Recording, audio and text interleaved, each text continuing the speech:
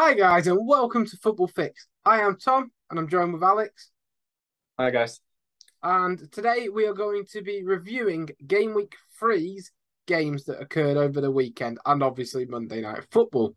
There were some shock results, some key talking points, and without further ado, we'll just jump straight into it. The first one that occurred was Spurs versus Wolves. Spurs obviously came away with a 1-0 victory against Wolverhampton Wanderers at home. What were your major talking points from that game, Alex? Yeah, I think in the first half specifically, Wolves dominated Spurs. They barely got the ball as well. It was almost like Wolves were the more experienced, better quality team from what we saw in the first half, and Spurs didn't really get a look in. But I think the issue for Wolves was they lacked that final quality to finish it, all the chances that they did create. Yeah, they Because lacked. while they've got a few nice wingers, but I don't think they've got that player who'll finish all the chances off. But Yeah, they I think need that they was, need they need a forward that can fire. I mean, when you look at yeah, Raul Jimenez's goals in the last sort of two seasons, they've certainly dried up. I think he got 4 and 6 or something. Um, yeah. Spurs were definitely battered in the first half. I think it was something like they conceded 12 shots to Wolves, to Spurs' one shot. So it was total Yeah. domination. And one thing I picked out from Spurs for the first sort of three games of the season is, other than the first game when they did look very good against Southampton, their attack seems at times to be isolated from the midfield and defence. There isn't that link that you usually see in top teams creatively. And it'll be interesting to see if Conte can fix that, because if this continues and they keep putting in performances like they did against Chelsea and against Wolves, it won't be long before they start losing a few games. And they can't ride the luck definitely forever. And therefore, it's a worry. But if they can sort of click into gear and get their attack firing, everything linking well, play some better football, then obviously they could be in for a promising season, because it is key that they haven't lost the games, e.g. Chelsea and Wolves, that they've been worse in for large parts of the game, sorry. So it's whether they can sort that out. I don't think that their attack and midfield are linking quite as well No. as hoped at first so far. Yeah, I completely agree. I think their issue is they still lack that progressive midfielder that will drive with the ball for, say, 10, 15 yards and then play that passing behind. I think that's what they're lacking, because I think the midfield is not the most dynamic, Bentancur and Højbjerg. I think that's what they need to improve on. Get that player in who carries the ball, plays it in behind them, because against Chelsea especially, I thought they just weren't getting the ball in behind to them, because while they're in the right position, the forwards, and they make some of the times they are making good runs which should be picked out. They're just not having the ball carried by the midfielders to be able to receive it on this half turn. Really, I think they definitely should have lost to Chelsea as well. So when yeah, you put that into context, it's not looking as rosy as the results maybe suggest. Um, it's noticeable that Leeds, who are a team we'll obviously talk about later, have had the same free opposition as Spurs to start the season off, and have exactly the same amount of points. Obviously, they yeah, didn't draw to Chelsea to beat them, but it's just an interesting fact for you there. But yeah, moving on to the next game, we have Everton Forest, a real relegation battle, 6 pointer. Um, Frank Lampard could be coming under pressure soon if he can't get a tune out of Everton. I yeah, know, again, do rate him somehow. yeah. But in this one, Damari Gray obviously scored, and so did Johnson. And from this game, I just thought it shows that Everton desperately need a striker. Yeah, yeah, it's so clear. It's the second time since he's been back from suspension that Rondon's been brought off around 60 minutes. It just shows that while he's the only striker there, he still is lacking in quality so much. And Forest were the better side for the whole game, and it was really a smash and grab really from Everton near the end. I mean, it was Pickford who got the assist. That tells you all you need to know with the goal itself, because it really was. It came out of nowhere, the goal, and just was a defensive mishap from Forest, I thought. No disrespect to Damari Gray, though, but the fact he is pretty much one of the better players at Everton does show how far they've fallen in terms of Yeah, quality yeah, of player and standard of player in the last few seasons. But we'll move swiftly on to Leicester and versus Southampton. We're going to go through these games just quickly, and then we'll have three talking point games, which we chose out before the episode started, which are, what was it, Leeds, Chelsea, yeah. uh, Just, City, Newcastle, and what was the other one? yeah, United, Liverpool. Yeah, exactly. So Leicester versus Saints obviously finished 2-1 to the away side. Southampton won, took the 3 points. Che Adams was on fire in this one. Great result for them in their hunt to sort of stave off relegation. And it just, to me, shows how disorganised and bad Leicester are. Brendan Yeah, Rodgers is soon going to be sacked if they carry on this form.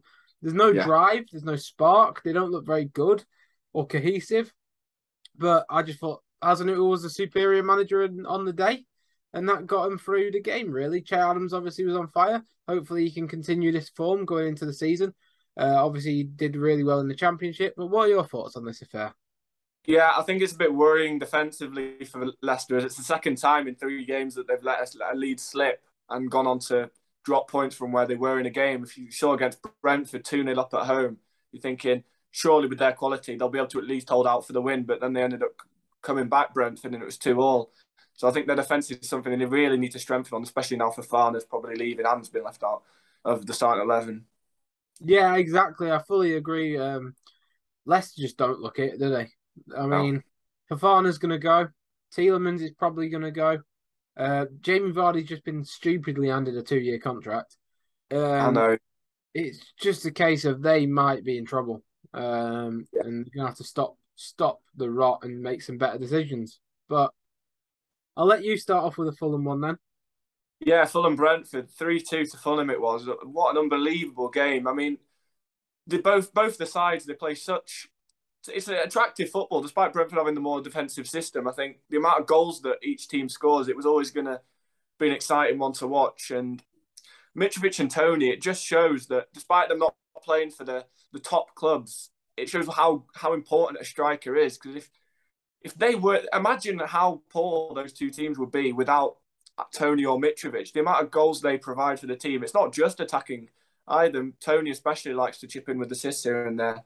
But yeah, I thought they got a bit unlucky, Brentford, as well, with one of Tony's goals that was ruled out for offside in the second half. It was quite a marginal decision. But Yeah, yeah, marginal. really Makes close. me wonder though, which we'll talk about later, but when you look at that goal, you look at the Jesus fourth that was disallowed for Arsenal, and then you look at the Rashford goal in the Liverpool match.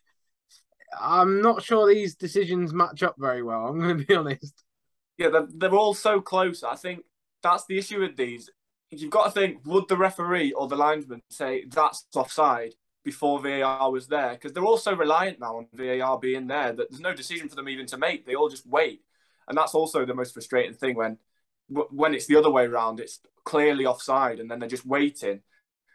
I mean, it's so dangerous for the players as well. But yeah, I don't. I think there needs to be a change with offsides in the seasons I to come. thought To be that honest, I mean, I know we'll talk about it after, but I thought the Rashford one especially was offside. To be honest, his foot was over the line that they showed on TV. But anyway, going on to this Fulham Brentford game, Mitrovic obviously scored a 90th minute winner and was a deciding point. Now, I think that firstly shows how vital he is to Fulham, but it also shows what a quality player he is, that bit of play that led to the goal. yeah, But Fulham did nearly bottle it. They seemed to be in control at 2-0 up. And obviously Brentford came back and made it 2-2, which is a testament to Thomas Frank, his team, and their resolve. But they made it harder than it should have been, really, in my opinion. But yeah, it was a solid game, a great game, really, to be honest. yeah, And it just shows both teams who are fighting it out, not the favourites to win the league or Europe or anything like that. But what a start Fulham have made, by the way. yeah, yeah. Put that as a side point. So many people tipped them to go down. I did. I I was. said they're going to stay up. I just want to Yeah, put it out there now. fair enough. Bird Leonard, was it his second start for them as well? Or first? I think it might have Um, been his first. I thought he got. No, I thought it's his second. Nick, didn't he get a clean sheet last game? Oh, I don't know. I don't know. But anyway, Either way, yeah. rude bit of business from him, from them for him, and yeah, Fulham really denying expectations at the moment. It's just a test as whether they can continue this form. Yeah, In Palace 3, Villa 1. I mean, the writing's on the wall at this point, isn't it? The yeah, Gerrard sack is looming, and it's looming yeah, quick. It's coming quick. I thought, in my opinion, it's a tale of two managers. Villa have no system whatsoever. The team's incoherent. It's unbalanced, and for the quality of players available, That is simply not good enough, especially when you look at the amount they spent, the players they brought in the last 2 seasons. Personally, I don't think they're very good. Whereas Palace and Vieira, he's got them really ticking. They look scintillating to watch. They're dynamic with the runs. They're full of energy, even without Gallagher. And they're just very, very impressive. And one thing I want to point out is Zaha. He looks revolutionised this season. And I know he's got a year left in his contract. He's going to be playing for a big team to come in for him. There's been talks of the likes of Roma. There's been talks of potentially the likes of Chelsea. But he looks excellent. And I think that if Palace do manage to get Europe, which some tip them to, he'll probably extend his contract at Palace. And under Vieira, Palace could become a real force. Yeah, I think so too. I'll just flip it onto Villa's side. I think when Watkins scored so early, it was 5 minutes in. I was thinking when I saw it come up so early, it did surprise me after they've not had the best start, losing to Bournemouth, obviously, on the opening day. But I was thinking they might build on that lead, but they really need that defender signing. As we mentioned in the transfers video we did, we both put a centre-half as one of their signings. I think that's where they really need to improve. I would say they got a bit unlucky with the penalty that was given against them for Dinas and Ball.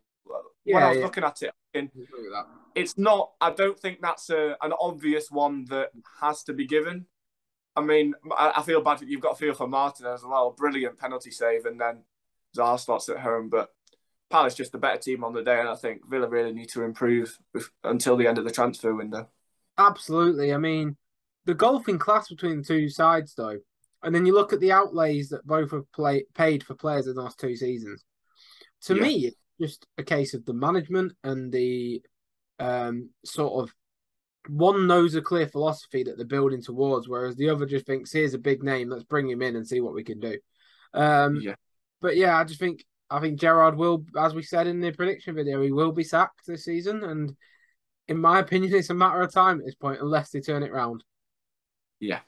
So this next game, I'll let you go through to start with. Yeah, Bournemouth, Arsenal, 3-0 to Arsenal. I'm sure you're happy about that one. Again, top of the league, yeah. Exactly. Pure domination from Arsenal, wasn't there? There's no luck in really for Bournemouth, and Jesus again building on his great start to the season, just performance-wise, with a great assist as well, and was unlucky, as you mentioned before, about his offside. That was an unlucky one to get ruled off, but he's in blistering form, really, isn't it? They had to zoom it in. Right, this is a bit that annoyed me. They zoomed it into the case where pixels were on the screen and players' numbers were duplicated to call it offside. There is no way, and I remember they explained it when I think it was a Liverpool offside about 2 years ago. The technology hasn't caught up enough for the frames per second when it's so minuscule to be 100% correct because of how players move, movement features on cameras. There is no way that if you have to zoom in to that extent, the same with the Tony one as well, that it's offside. You just can't call it because it can't be because the technology isn't good enough. It can be offside if the technology was better and you could zoom in at like 1080p no matter what, get down to the crispest detail, but we're not there yet. No. And it was a beautiful goal that got disallowed. So I wasn't happy about that. But you can't really complain. Control throughout. There was no real sniff of Bournemouth scoring. I thought the standout players were Ødegaard, Saliba and Jesus. Although I know they are quite easy standout players because obviously Ødegaard got the 2 goals. Saliba scored a great goal on his left foot. And Jesus is But they're the players really making us tick at the moment. I thought Martinelli was unlucky not to get a goal or 2. When you looked at the Ødegaard chances, it's really annoying because I just took him out of my fantasy for Martinelli, and then he goes and does that. But you know, but the Saliba goal, Zinchenko's reaction says it all. If you've seen that online, he just I have. And obviously we had the smallest offside disallowed, but top of the league, 100% record. We go again next week against Fulham at home, and let's hope for the best there. So I'll let you go. I'll let you go for West Ham, Brighton. I've just got 1 point left on the Arsenal game. I just thought with Ødegaard, it just shows, like we mentioned before, he needs to be more selfish. It just shows what he can do when he is a little bit more selfish. And and just goes for goal himself. Because I think there was always that, if he goes for it himself and is more selfish, how can he do? And that just showed exactly what his potential is. He is the fulcrum of the side, though. He's been made captain, obviously. Yeah. And I'm not saying he's this ability, because he's not yet. He might have the potential, because we all know what Real Madrid bought when he was 16. Like, he's definitely got the potential to be world class, but he's very much in the mold of that Kevin De Bruyne, David Silva sort of player that's going to elevate the team to another level. Now, it's about unlocking that potential with Ødegaard, and hopefully Arsenal are on the right track to doing so. He's definitely the focal point of all attacks when you look at Arsenal, whether or not you like it or not. Obviously, Jesus does really well at the moment, but the play goes through Ødegaard. His little sort of dinks inside in his through balls, he's clearly the creative hub of that team. And if a team manages to stop him, that is when it could be a worry. However, I think with the signings of Fabio Vieira, potentially a new midfielder in Tielemans, Xhaka playing a more prominent role in the attack, Saka, etc., Arsenal now are a multifaceted outlet that have multiple options for creation, so it doesn't all necessarily depend on Ødegaard, as well as obviously ball playing centre backs, all that jazz. But yeah, I'm really impressed with him. I am really happy with him, and I can't wait to see more from this Arsenal side because they're really exciting at the moment. But next game we covered, West Ham 0 and Brighton 2, so 2-0 to Brighton. Obviously, it was at the West Ham Stadium, the London Stadium, and it sort of just was a continuation of West Ham's poor start. Potter's been phenomenal for Brighton, as we all know. They play nice football. They don't usually overachieve XG, but the XG on this game was pretty similar. It probably deserved to be a draw in all. But yeah, I don't actually have much to say about this game because I didn't watch it. But what have you got on this one? Yeah, I've got a couple of things. One player I wanted to highlight was Pascal Gross. I think his start to the season has been brilliant. I mean, he's got 2 goals and 1 assist in his first 3 games. It's a great start for him because I think he's dipped in form a lot. He's got 3 or 4 goals over the past 2 or 3 seasons. And I just remember, it takes me back to his 17-18 season when he got 7 or 8 goals and 5 assists in the league. And I was thinking, this is the sort of player that Brighton are exactly what they're needing right now. Because while Welbeck's actually started the season quite well, they don't have that player that's going to score them 15 goals. So they have to get the goals from around all over the pitch, really. And I think how good he is going forward at the moment is really going to help Brighton. And I think they can push through the top half yet again, to be honest, with how they've started. They're in 4th at the moment, which is a brilliant start. Yeah, Leeds are also doing well, isn't it? And that just leads us to the next one. Leeds and Leeds. But yeah, Leeds beat Chelsea 3-0. Rodrigo was absolutely fantastic. I thought Chelsea lacked absolutely any focal point up top. They need a striker desperately. And they just looked blunt and lacked control of the game. That control was probably stemmed from the fact that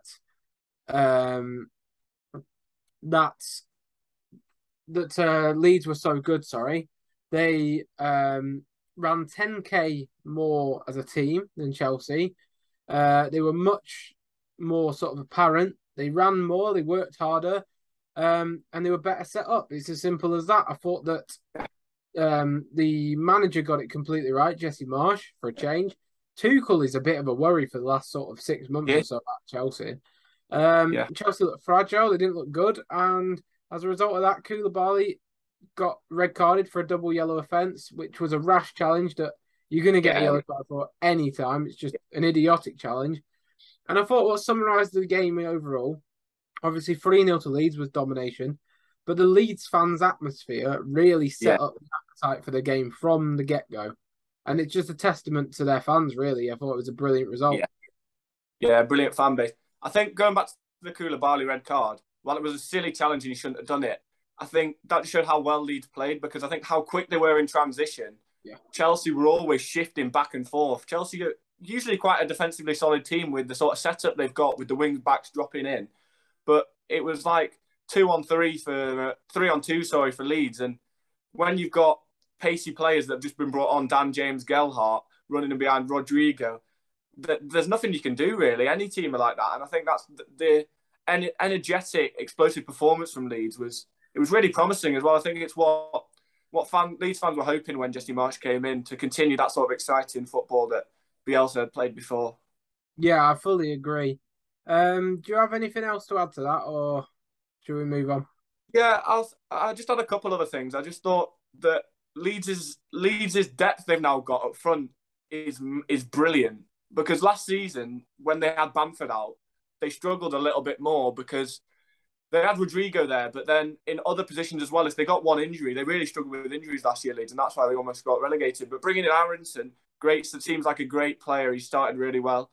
Rodrigo's playing up front now, which is great. They've got Sinistero, who didn't even play, and Jack Harrison's made a great start to the season as well. The ball from Dan James was brilliant into the box, and the layoff from Rodrigo to Harrison kind of summed it up. How their fluid attacking play is working at the moment. It's really promising for Leeds. Yeah, yeah, absolutely.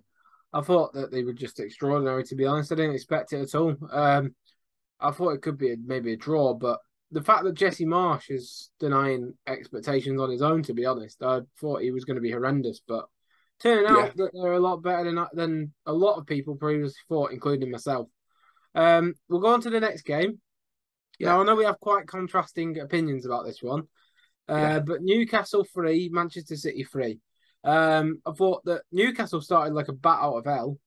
They did. They did very well. They got up to 3-1 when Trippier scored his free kick, which was an absolutely wonder strike. If you haven't Oh, seen it, go and watch beautiful. it. Phenomenal. City did claw it back. Now, I didn't think City were that good to begin with, and especially the first sort of 30 minutes. And I don't actually think they played very well in terms of the total of the game. They probably did deserve the draw, though, that being said. But I think it's a sign of champions that when you're not at your best, you're not playing well, even when you go 3-1 down, you can claw back and get a rather undeserved point in the context of the game, especially when Yeah, you go 3-1 yeah. up. Haaland got another goal. I think that definitely makes City favourites for the title, especially with Chelsea losing, Liverpool losing. I think there's going to be only one winner, really, at this point. And I know it's too early to say. Football happens. Things happen between now and then. And United, you never know, might go on a 20-game win streak. You never know. But on a serious note, I didn't think that City necessarily deserved it. But they got it. And that's all you can really say. Yeah.